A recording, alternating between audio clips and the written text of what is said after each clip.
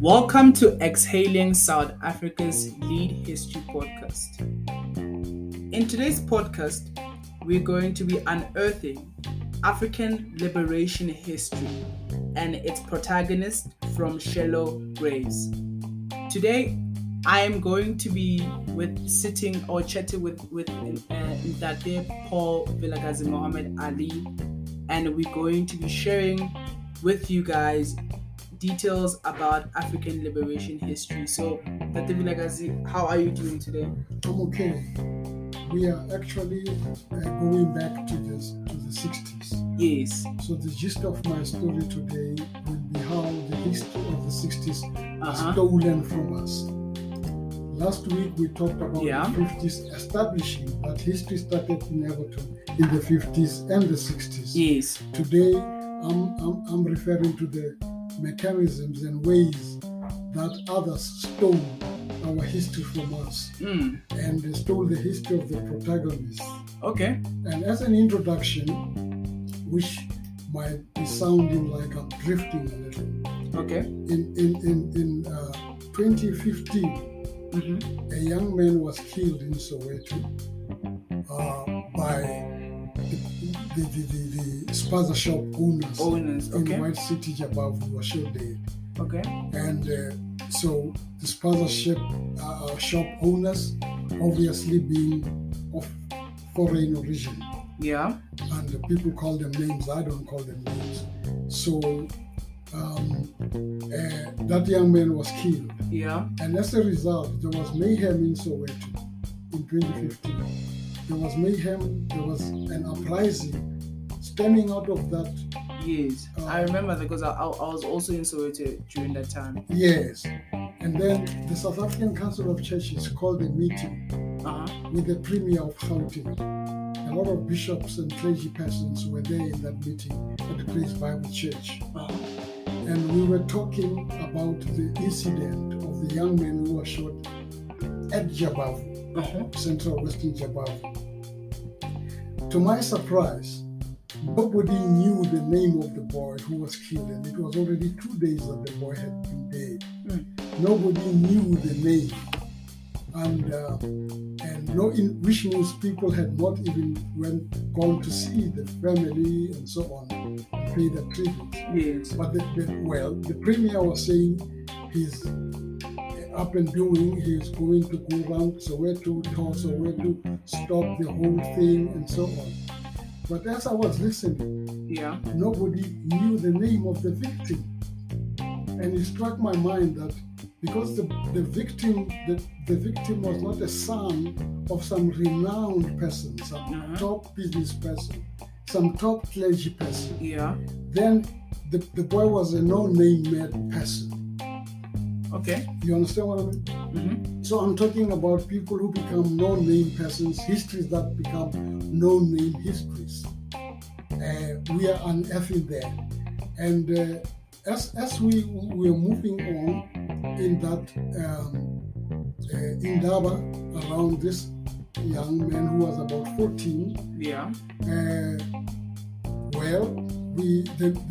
actually the premier was just giving a monologue. There was nothing, they created a space where you could not even ask questions. He was in a hurry, so he was giving us a monologue. He was analyzing the situation and then saying, I'm rushing into Soweto right now. Those who want to follow my convoy can follow my convoy. You understand what I mean? Okay. It was too mechanical. And I thought, if this had been a son of a somebody, this would have been taken with more seriousness. And I'm talking about creating our stories, unearthing it from shallow graves, because we are somebody. And everybody's story is somebody's story. Whether it's an anecdote or a story, it is somebody's story. And when we went out of that meeting, out of that hall, a young lady from Eyewitness News of Indian descent was saying loudly, these children who are looting around, where are their mothers when they... And that hit me very deeply, and I bled, my heart bled. And I didn't maybe have the guts to answer her. But I was surprised that she is of a dark skin and does not understand that our mothers, some of these boys don't have fathers, and these mothers are single mothers, and they have to go to work for these children. And doesn't she know that the majority of mothers are working to raise their children? So she thinks the mothers are madams who are looking after their children every move and so on. I was very disappointed. It was a very un-South African question. Wow. And obviously, like, this comes back to us looking at many untold stories, pretty much, like in our communities, that people may not even be aware of them happening, and linking them to the broader picture of how these stories relate to how other African countries pretty much like gained their independence, like during the 60s. And these, obviously, like, these stories, like, they are not shared more, like obviously in each country, like, you know when your country was liberated, but in South Africa, like, we don't hear about other African countries. We only hear about South Africa's.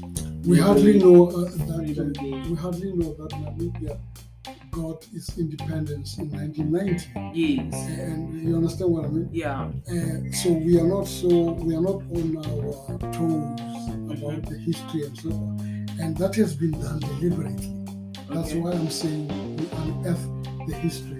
Like I've also hinted at the protagonist, because sometimes the child must be a son of a mayor, must be a son of Dr. So-and-so, then it is a tragedy. But if it is a son of just a woman in White City, Jabavu, it's no tragedy. So if we have our children writing newsletters in the townships, not banking on mainstream media only, and also having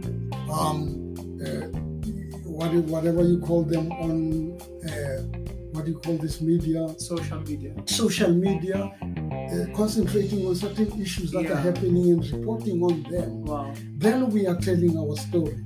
And this is the project that we'll be doing as we move forward. Yes. But today I want to say, yes, the 60s were stolen from us. Yeah. And they were stolen from us. Like, why would you say they were stolen? Because I want to understand. Especially by the United States of America. I want to be specific about who the culprit was.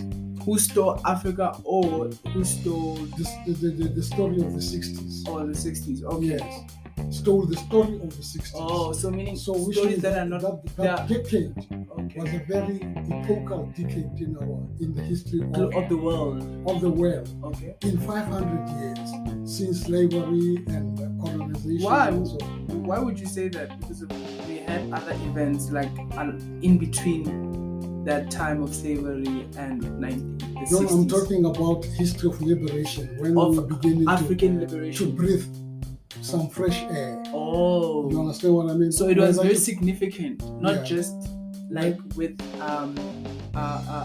obviously, like, because of they were that was the period where many African countries were released, or like they gained their freedom. Yes, you are right. In 1956, Ghana had its independence. Yeah. Around the same time when the women marched to Pretoria, our mothers, our grannies marched to Pretoria in 1956. So, and it takes me back to 50s, but now I really want to dwell into the 60s. Okay. But I will go back and forwards like that. So it's these 2 decades pretty much like that shaped the Africa that we have today. Yes, definitely. Like Azikwelo shaped it, and so on. And then you can imagine many countries like Ghana, Guinea, Mali, Cote d'Ivoire, Chad, Burkina Faso, Niger, they gained independence in the 1960s. Kenya fought very fierce battles with Britain from the 50s. And they had a strong guerrilla force called the Mau Mau. Yeah. But they only got their independence in 1963. So they also had to fight. Yes. For their for their freedom before they actually got it. Yes, bloodshed, a lot of bloodshed. They lost a lot of black people, more than the British soldiers and so on. But in 1963, everything fell into place. Remember that in 1960, Prime Minister of England, Harold McMillan, on the 2nd of February, came to address the South African Parliament. He was here in South Africa? He was here, yes. He was a guest of the apartheid government. Okay. And he talked about what he called the winds of change. So he was pretty much like laying out what was about to happen. He was, if he were an African, you would say he was prophesying the 60s. But because English people don't have people called prophets, they're not spiritual to that level. Okay. He knew something was happening, especially with the example of Ghana, and he knew that the winds of change are blowing and they must not be resisted. For instance, look at saying the winds of change are coming on the 2nd of February 1960, and on the 21st of March, just a few weeks later, then there is bloodshed at Sharpeville. And then you want to obliterate that history today by calling Sharpeville Day, Sharpeville Massacre, you call it Human Rights Day. Which means there's connivence here by the present rulers of South Africa with those who wanted to shut out of their normative narrative. So that even themselves, they were in discussions at Cordesa. I mean, I don't want to presume that I would have done better than them. You know, sometimes it's not good enough to presume that he would have done better. Yeah. You understand what I mean? Or so-and-so would have done better. Yeah. They did their damnness. You understand? But we ended up inheriting falsehood. Like Sharpeville Day is a human rights day.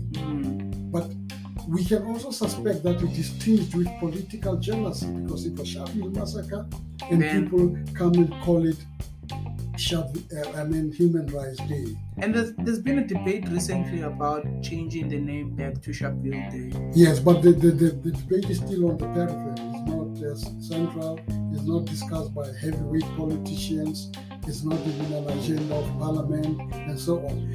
And as I'm propagating for a constituent assembly in this country, maybe it will have to be an agenda of a constituent assembly. And I'm not the first one to do it. Our fathers called for constituent assembly, but its time has come so that we can retrieve and restore our histories like the Sharpeville Massacre. Now, before you ask me another question, then America jumped and said the 60s were an American decade, USA America. It was their decade of America, because John Kennedy was shot and killed in 1963. And they ignore the fact that by that time Kenya had already had its independence. He was killed around November or so. But they attribute the decade of the 60s, starting in 1963 to 1969. And I think what most people are not even aware of is that during the same time, like, there was a movement that was started, or a movement called like the Pan-African movement, pretty much, that actually started to push towards African countries like gaining freedom. Pan-African movement was already long there. It was already long there from the times of W.E.B. Du Bois and Pan-Africanists, even Marcus Garvey and so on, and Kwame Nkrumah caught the fire, and it was already there in the air. But the actualization of history, of liberation, that people called independence, happened in the 60s. Now, if you say that was an American decade, and you don't start the decade in 1960, you conveniently started in 1963, just because your blue-eyed boy, John F. Kennedy, was assassinated in 1963. And then you go on to say one of your scalams, Richard Nixon, ended his stay in office in 1969. Then you measure history along those scalams. No. I'm not saying, I'm not saying Kennedy was a scalam as such, but I'm saying along those nefarious actions like assassination, and then you understand what I mean? And also that Nixon was real obnoxious, he was a real thug. You understand what I mean? It's like in South Africa saying the main part of South Africa's history was between the arms deal, the 8 years of Thabo Mbeki, and the 9 wasted years of Jacob Zuma. Yeah. You'll be obliterating the truth. You will be trying to portray us as a scallop country. When looting started, then you can call it the biggest time of our history was looting time, from arms deal.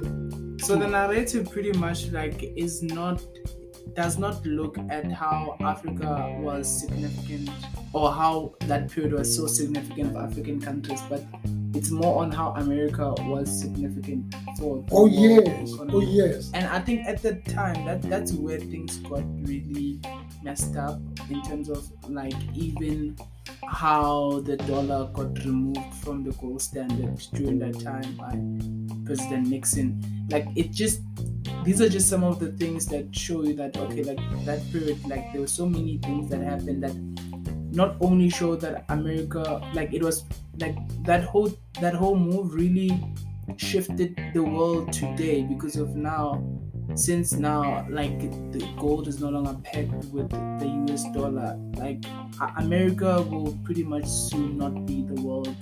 Like the currency dollar will not be like the world top currency. Other currencies will overtake it quite quickly. So meaning linking this back to what we're actually talking about today, here in Africa, like it's at the very same time like African countries were getting liberated, and obviously it's not mainstream pretty much. Like not a lot of people, like it's not something that you would see or hear a lot of people talk about, and I think it's important to it's a sideline history to have these conversations about African liberation. It is buried in the shallow grave. That's why I'm not saying it is buried in the stomach of the sepulchres and so on, in the deep graves. It is shallow. It is just on the sidewalk, and we have to retrieve it from there. Yes. And I'm saying how swift it is that we can do that. I'm putting tools into place here. Yeah. That it can be retrieved. You just have to know your story, and you can better retrieve it. For instance, John F. Kennedy was made such an icon that many people began to preach sermons about where were you when John F. Kennedy died in America, and some of the copycats in South Africa, and also taking it back to the biblical story that during the death of King so-and-so, what was that king? I saw the Lord. I've forgotten these Hebrew kings now since I'm out of the church. But there was a Hebrew king who died, and people saw the Lord. Somebody saw the Lord. Okay. So there was a similarity made out of. They were connecting both stories pretty much. Yes, and making sermons out of it. And as people of slave mentality, some people construed sermons out of it, like Americans did. Forgetting that even the OAU was established in 1963. OAU, the Organization of African Unity, which was the mightiest body ever on the African continent in almost 500 years, like I've said. So this organization pretty much is the organization that really shaped like how Africans united and also how they fought against like colonization. No, it didn't. I'm saying it's significant that it happened. Mm-hmm. And it happened in Addis Ababa in Ethiopia. Mm-hmm. And the scripture said Ethiopia will stretch her hands unto God. Mm-hmm. But since OAU and today we have AU, Yes. Ethiopia has not yet stretched its hands an inch away from his body Like how to so? God. Because there's never been change. The OAU is a plastic thing. The AU is a plastic thing. It's a tea party thing where people meet to share, let me say, anecdotes and laugh and have tea and so on. It is very much shallow. It has not changed Africa. It does not help to change any one country. So pretty much like, so what do you think like they could have done, or like it could have been done to actually move Africa in that direction? Like, because I know there were like leaders who were advocating for a one central currency. Yes, for Africa. and not only currency, Pan-Africanism. If they had succeeded in Pan-Africanism. Pan-Africanism, like meaning now Africa, it's under one governing body. That's right. It is centrally governed. It's not one government. It is centrally governed.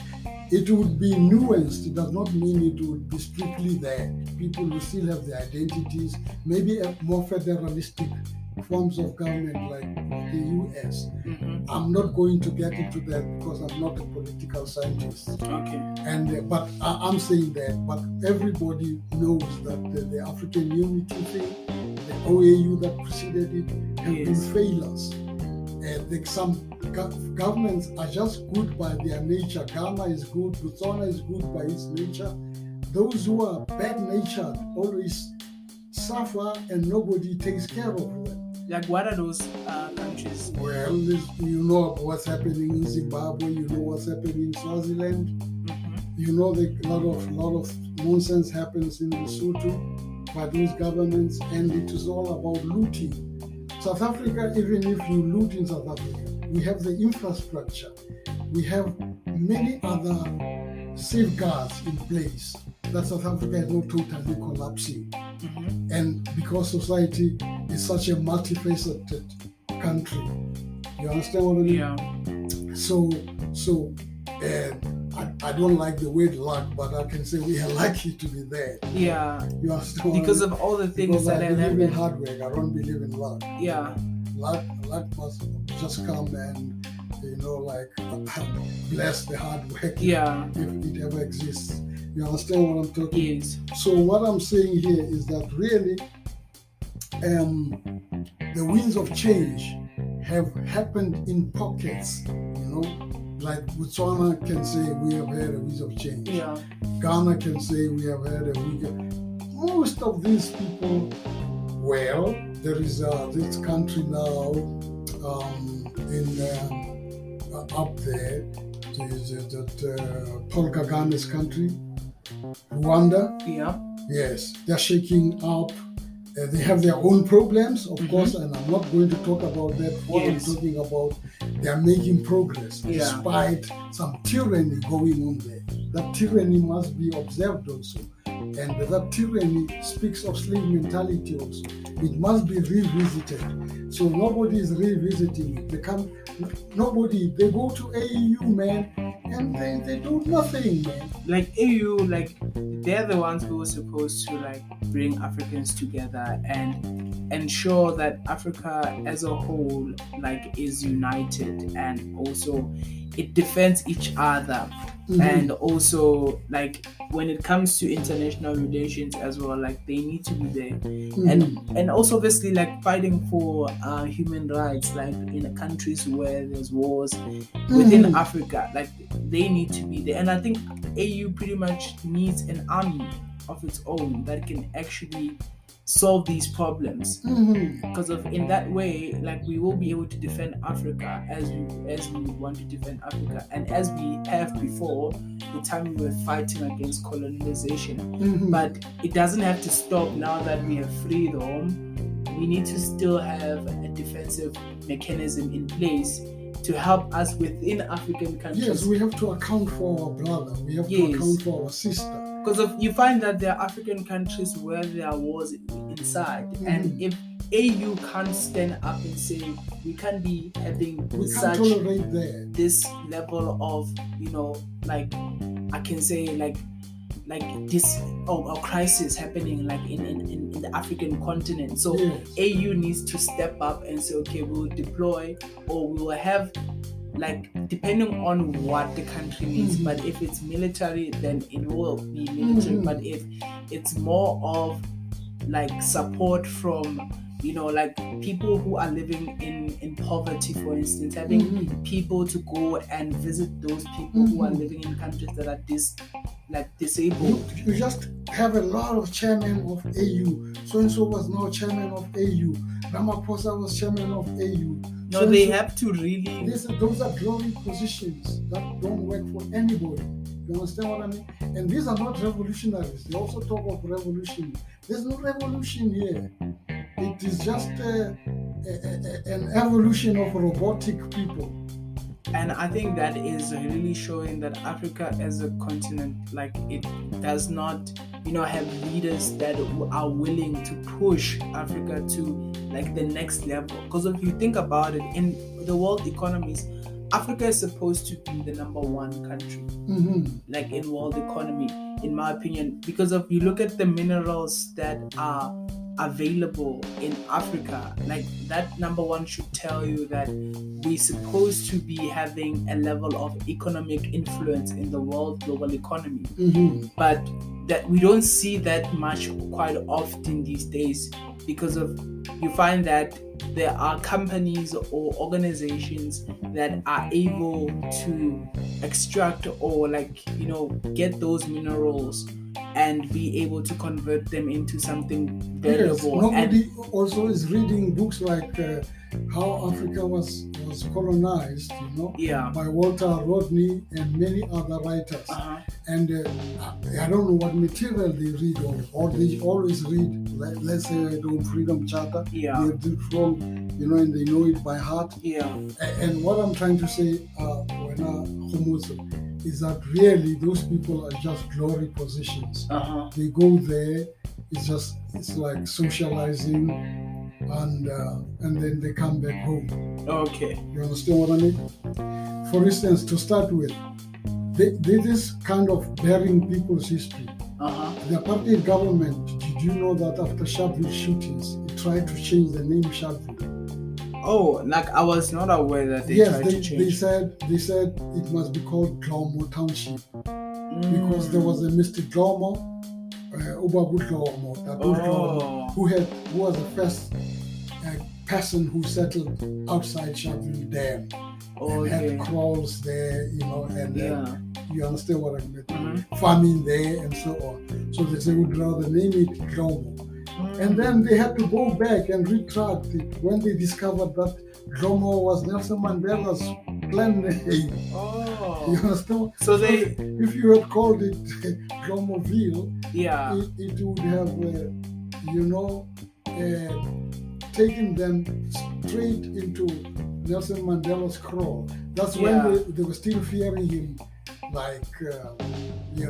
And by then, obviously, he was in the mainstream. People were knew him. Oh yes, he was still Umkhonto first volunteer. He was very militant and so on. And I'm not going to suggest he lost his militancy. I'm not going to suggest that. Times change. One thing for sure that I will never say Nelson Mandela lost his militancy anyway. Times change, and it is only those who came after him who had no militancy at all, and who and then you still find us where we are today. Yes.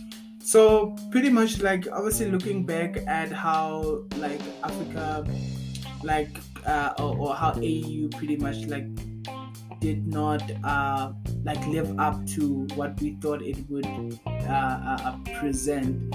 So I think right now we can look at more evidence pretty much of African countries that are living under the shadow, pretty much like of the grave.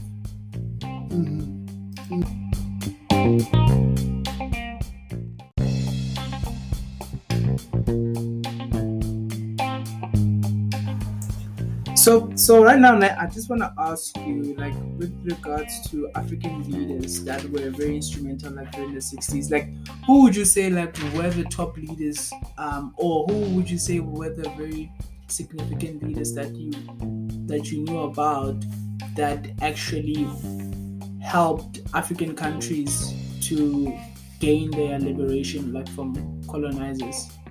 Well, Kwame Nkrumah was one of them. Yeah. Jomo Kenyatta was one of them. Nelson Mandela was one of them. Yes. Robert Sobukwe was one of them. And there were many others on the sideline. Yeah. Like Limbede, Anton Limbede, Yes. who died in the 40s, of course, who had nurtured the Mandelas and the Sisurus Yes. into the youth league. But I'm jumping the gun because you said about the 60s. Yeah, the 60s. And then Haile Selassie of Ethiopia was still alive, and he's such an interesting character. Yes. Like I've looked into his story. And he was riding the crest Yeah. of liberation because he had defeated the Italians. Yeah. And his fathers had defeated the Italians. Uh-huh. So that's why the movement of the Rastafarians and Yes. others, and then some of them went on to call him God, you know. Okay. And their God, they say he's our God. Okay. You know? And I cannot even fault that because they were saying he's our deity. And the Africans had a way of creating deities. Okay. It is deity, many deities is an African thing. Okay. They decide you are God, tomorrow you are God. You understand what I mean? But do they just decide and say, okay, now we're gonna form a religion around your principles or around like your teachings? It's around your teachings or charisma. A lot of things go on. So they study that, but I don't see how that makes them better people, though. Like in terms of like. No, ancient Africa. It worked in ancient Africa. Okay. Yeah, but now in modern Africa, Haile Selassie became this God, the Lion of Judah, and so on. But it is still mixed up with the Bible because it said he's a descendant of Solomon and so on. Sure, and yeah. The whole thing comes to Judah and all that. You know what I mean? So pretty much it's the same story, like retold, pretty much. Oh yes.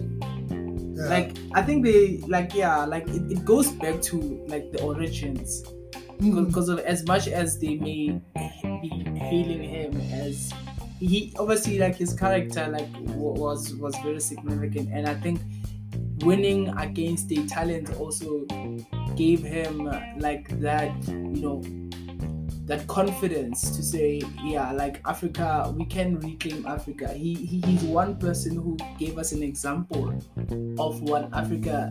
We can deny the foreigner, yeah, and the settler leeway to colonizing us. Yes, and also building Africa. Like I'm not 100% sure in terms of like what he did for the economy back then, but I'm sure he did have like significance like in how the country's economy was run. And obviously like from that, like he reminds me of Robert Mugabe, like in terms of like how he went against like the colonizers pretty much and built his independent state, and he continued for years to do that.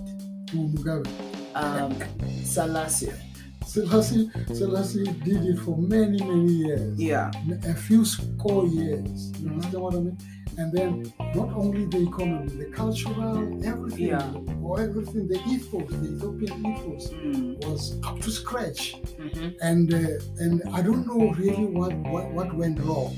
I'm not sure what went wrong when he had to be crushed by some militants, Marxist militants, who even put him to jail, distribution, and all that. And he died in a very sorry situation. But during his time, he really was on top of the crestway. You understand? So he's one of the African leaders that we can he's more like I would classify him in the categories of Marcus Garvey, like from their charismatic point of view, like they both have those characteristics, and I think they just show African people that you can realize your dream. You just have to. I'm happy you're saying that, because when you talk of Marcus Garvey, you're talking here about the person who was an expatriate from his home country island, Jamaica. Yes. And he went to America. And he went to America to build America. Yes. To a point where the Americans, even the African Americans themselves, who thought Africa was just a country, they didn't realize it's a big continent. They said Marcus Garvey is going to go back to Africa and be the king of Africa. That's how enormous his image was. Yes. And I'm happy that during this time today in South Africa, when we have the Operation Dudulas and so on, people must remember that Garvey was not pushed out of America by white people only. Yeah. There was a lot of support of jealous black people who pushed Garvey out of America, even clergy persons from churches, despite all that he achieved, that no black person had ever achieved. And they pushed him out of America. So when we are settled in these problems in South Africa, and I'm not going to cast aspersions on anybody. Yes. It means South Africa has a right to come to its senses. What you call the Operation Dudulas and so on, they need to map out strategies. Yes. Sit down. It is time to have an Indaba. Indabas, even before the Constituent Assembly, because we know that our government has collapsed, the police force have collapsed, and so on. Yes. And it's not easy to take sides. It's not easy to say, I agree with Operation Dudula. Yes. I agree with we have to put South African first. South Africanness first, so that we can.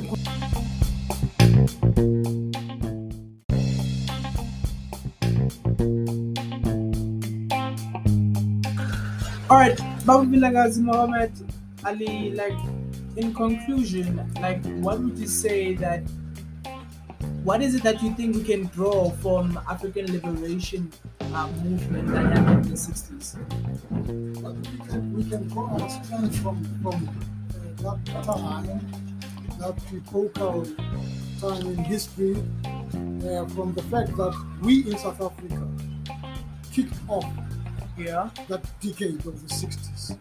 So we have a responsibility to still recover Africa as it is today, lying in tatters. We have a lot of Africans now on our continent. Yes. We must strategize how do we work with them. We must not run away from them like they are animals, like they run away from us like we are animals. Yeah. All our movements attending to this thing are credible movements. Yeah. And I can openly say that, because they are coming into a space where the government has failed, the police have failed. Yeah. The migration laws have failed, and all that. So, which is something very like it's happening now, and we're seeing it happening in South Africa, where the immigration office is crippled, and also the government realizing that it is, and with the movements that we are seeing in South Africa today that are actually challenging the government of the day to really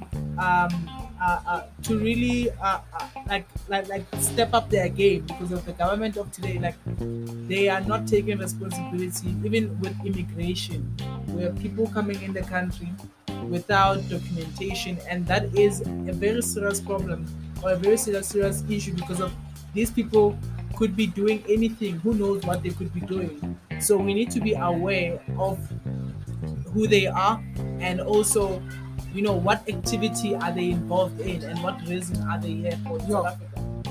I envy you that you're still calling this our government. I don't call it our government. I refer to them as the government. You know what I mean? Government of the day. Yeah, whatever it is, because they have started all these programs. Yeah. And in one of my posts on Facebook, I'm actually saying they planned it so that the country can burn to ashes, and then they go back and say, let's come together and rescue the country, and they come in shining armor again. They always do to become presidents. Yeah, the game is political. South Africa must start by example to scratch off, to obliterate the name politics from his book, so that we can talk about African governance. And African governance begins when we, as the Operation Dudula and others who are differing with us, Kopanang Africa, we strategize how to talk so that we can prepare for the bigger constituent assembly, and people can learn from us. It is a golden opportunity for people like Kopanama Africa and to do so that we don't, shape up to each other like in a showdown. Yeah, you understand what I mean? So it's not a high noon of drawing guns between each other. We can still do that. And if I can save that situation, I'm asking them that go back to your drawing boards. And also, if as you are searching drug lords' houses, you are searching this and that. Yeah. Also go back to intelligently plan how we can work together. Yeah. And even be a semblance of government in waiting. Yes. Because this is an outgoing government. Yeah. And its political oppositions and so on, they are all outgoing. And I like what I admire pretty much is that like these movements pretty much are awakening the government, and obviously they need to now take action or be removed pretty much. That's where we are, because we cannot be continuously be faced with these types of situations. And you find that these things have been going on since 1994. Before 1994, you wouldn't find immigrants undocumented. I mean, like even South Africans themselves, they were not living like that. So I think we need to understand that we now have the power, or we now have the ability to make those decisions in our own country, and not like continue with the government of the day that does not live up to what they are supposed to be doing in the first place. One of the foremost writers of African magazines and a top journalist, Louis Ngosi, in the 60s, when he was claiming the 60s, he said this is the period of infinite hope and possibilities. That still rings true today. It rings still today. We are not going to throw our arms in the air and say the government has failed us. Yes. But we're gonna initiate change pretty much like in our own communities, starting from our own communities. And obviously the nice thing about it is that a movement, once it works in one community, it can work in other communities as well. So that's why we're seeing lots and lots of people today waking up to realizing that the government of the day has failed us, and they are now taking the responsibility to make the change happen instead of waiting or fighting against like aggressively fighting against those people, but really going to the problems themselves. Yes, you must provide them with the skills to stand on. Not plastic skills, not iron skills, but skills of flesh and blood. Yes. So that they can apply their brains and do all the work. Yes. So this is a very interesting topic, and I think we are still going to be continuing to discuss this, as it is an ongoing struggle for each and every South African to realize this. So in our next episode, you can let us know if you would like us to continue on this topic, and then we can furthermore discuss and even invite other speakers who can actually provide us with more insights on these topics. But we will obviously be sharing this content with you. So let us know what is it that you would like to hear, and then you can definitely make sure we can definitely make sure that we actually touch on those topics as well. Yalla God. Yalla God, yabo. So thank you guys for joining us, and we will see you in our next episode.